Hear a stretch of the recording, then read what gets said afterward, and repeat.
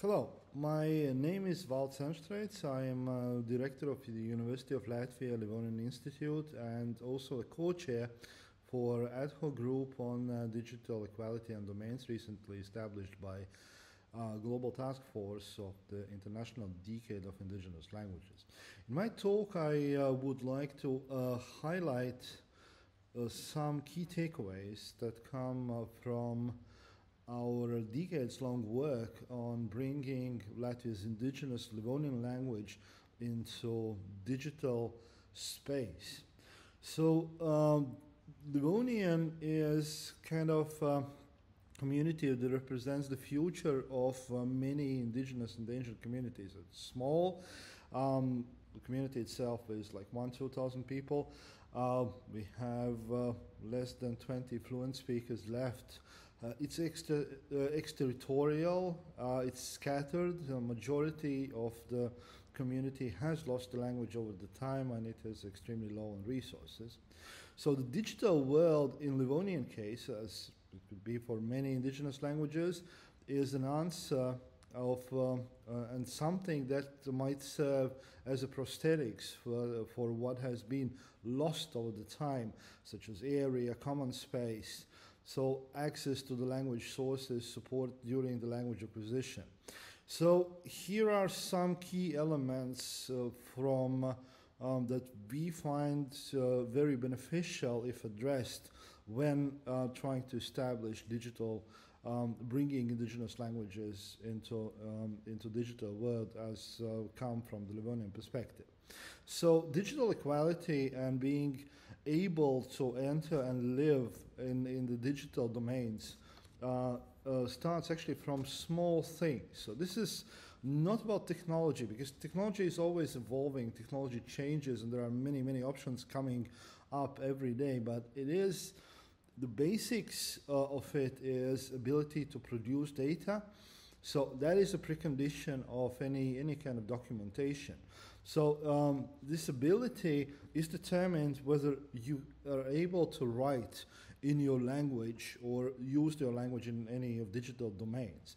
Such small things as a keyboard drivers, having symbols on your computer are all very important, but also very important are also standardization issues and also inclusive standardization that allows variety of the language to flourish and be retained.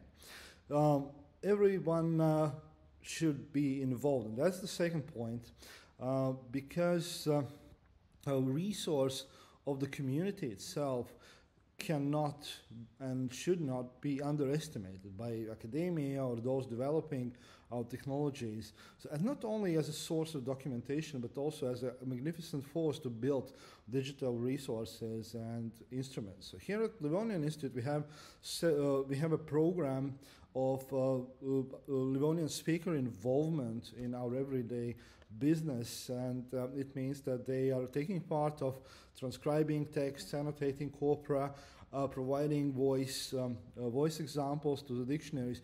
And what it brings, it brings something to us, to the academia, for people who do the research and develop technologies. But on the other hand, it also provides them with ability to spend their days and their time within the language environment, and thus keep the language running and well. Another aspect which is very important is picking the right technology. So there are plenty of technologies out there for different purposes. Some of the technologies are resource consuming and also data requiring. So many technologies out there are kind of nice to have, but might have no real effect on the sustainability of the language, or be even damaging for the language domains and not viable to build. For example, OCR. So this is a cool tech, but for Livonian, where the majority of documentation in written form has been done by different people in handwriting, it was very poor quality, so it would be very resource consuming to build OCR with little to no effect, and that actually work could be done manually, actually much faster and much more efficient. And machine translation is another example. So in Livonian case, we have experimented with building machine translation for the Livonian language. And our takeaway was that we were not able, because of the lack of data, we were not able to build a machine translation that would properly work for producing Livonian texts. And it's actually highly questionable whether we would need something like that does not actually provide any good Livonian. However, what is very important, a crucial technology for Livonian is that because of the majority of community is not proficient anymore in Livonian language, so we do need technology that provides access for those who are not proficient to the Livonian texts that are documented. So, and this is where the machine translation would actually be much more beneficial, providing translations from the Livonian to other languages, like, for example, Latvian spoken by the community, so that people could get access to the Livonian content and Livonian texts. Another key element and key aspect is that there should be responsibility of everyone involved in research and development of the language environment in the digital space, so both academia and those developing technology. So there is a lot of professional interests connected with the indigenous languages, but it should not be forgotten that particular community and language has to benefit from that work. So while research and building texts, there also always should be this question asked, like how and in what way this tech will be accessible by the community, and whether the community is consulted at all when building such technology.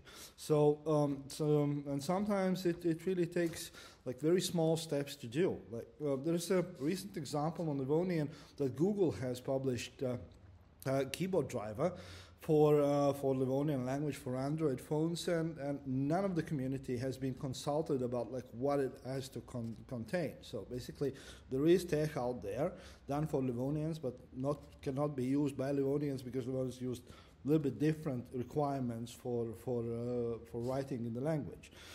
So another example from the Livonian perspective is.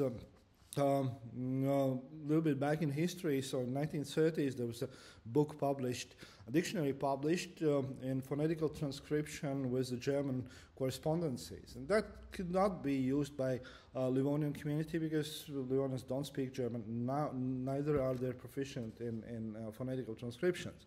So it was until 50 years later when the first usable dictionary was published. And that 50 years was actually, it could be filled up with very simple means, but that's another thing that to remember, the responsibility aspect. So it is also important to remember that when the technology is published, that it is not being harmful for the speakers of the language. For example, if there is a poorly executed translation, so it might create, because of the ability to produce text, it might create digital pollution and basically kill all the digital domains of the language and language as such. So that is the same can be said about chatbots, for example, and other that kind of technologies that they have a great capacity of producing data instead of the community. And for the final aspect, it is very important, and this is what we find from our work, is that it's very important to chase dreams and not fantasies. So there's a thin gray line between those two things.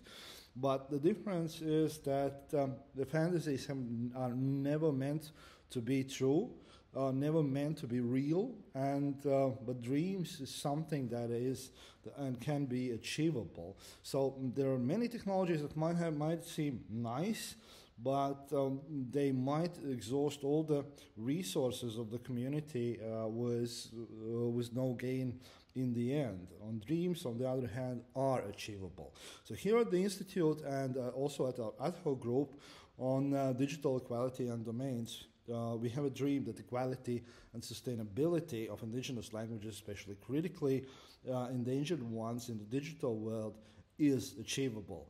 And digital world, especially from the future perspective, is crucial to ensuring digital diversity of the world and future prosperity of all indigenous languages.